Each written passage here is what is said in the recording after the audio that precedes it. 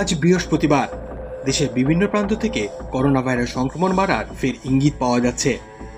পশ্চিমবঙ্গ, বিহার, উত্তরপ্রদেশ, কেরল ও মহারাষ্ট্রে নতুন করে সংক্রমণ ধরা পড়েছে।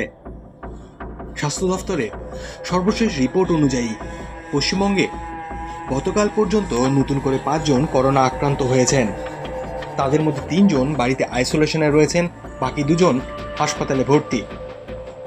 প্রাথমিকভাবে জানা যাচ্ছে আক্রান্তদের উপসর্গ মৃদু এবং কারো কারো শারীরিক অবস্থা গুরুতর নয়। বর্তমানে রাজ্যে মোট সক্রিয় আক্রান্তের সংখ্যা দাঁড়িয়েছে 16-তে। এই পরিস্থিতিতে গতকাল কলকাতার ভবানীপুরে এক অনুষ্ঠানে মুখ্যমন্ত্রী মমতা বন্দ্যোপাধ্যায় বলেন, দুরারোগ্য ব্যাধি যেন কারো প্রাণ না কাড়ে। যদিও এই মন্তব্য সরাসরি করোনার প্রসঙ্গে ছিল না, তবে রাজ্যে করোনা সংক্রমণের প্রেক্ষাপট বিষয়টি প্রাসঙ্গিক হয়ে উঠেছে। এদিকে বিহারের পাটনায় এইমস হাসপাতালের এক চিকিৎসক এবং এক নার্স সহ 7 জনের কোভিড রিপোর্ট পজিটিভ এসেছে। তাদের সকলকে আইসোলেশনে রাখা হয়েছে এবং পর্যবেক্ষণ করা হচ্ছে। উত্তরপ্রদেশের নয়ডাতেও সংক্রমণ বাড়ছে। স্বাস্থ্য বিভাগের তথ্য অনুযায়ী এখনই নয়ডায় মোট 19 জন সক্রিয় করোনা আক্রান্ত হয়েছেন।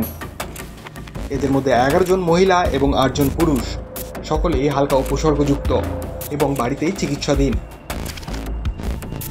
জাতীয় স্তরে গত এক সপ্তাহে 752টি নতুন সংক্রমণের রিপোর্ট পাওয়া গিয়েছে, যার ফলে সক্রিয় আক্রান্তের সংখ্যা 1000 ছাড়িয়েছে।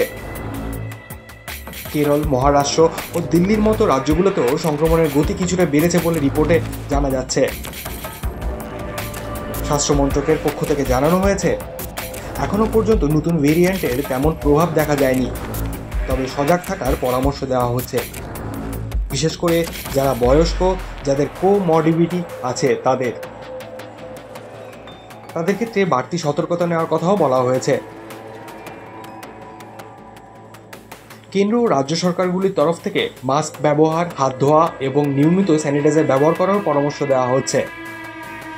করোনা নিয়ে অযাচিত আতঙ্কিত হওয়ার কোনো কারণ নেই। পরিস্থিতি বর্তমানে নিয়ন্ত্রণে রয়েছে, এমনটাই জানিয়েছে প্রশাসন। ভিডিওটি যদি ভালো লেগে থাকে তবে লাইক করুন, শেয়ার করুন এবং সাবস্ক্রাইব করতে ভুলবেন না।